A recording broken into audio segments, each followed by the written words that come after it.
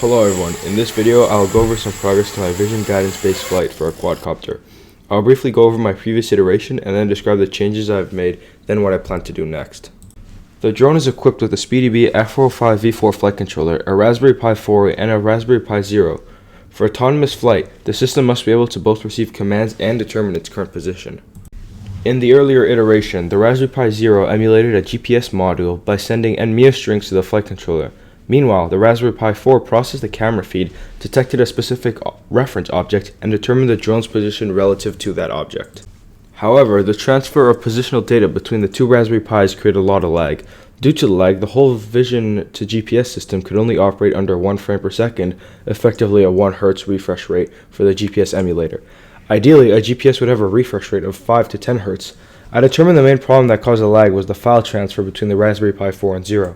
Since there's a lot of overhead Wi-Fi communication, a lot of lag is induced. To solve this problem, I integrated all programs into the Raspberry Pi 4.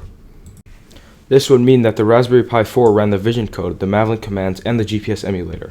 I should have done this first, however, I knew the Raspberry Pi only had one serial port, which is the one I used to send MAvlink commands. What I didn't realize was that I could use one of the physical USB ports of the Pi and use a USB to serial converter.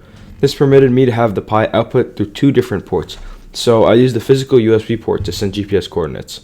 This improved the system's responsiveness, as the elimination of Wi-Fi based communication between the two Pis reduced the lag considerably.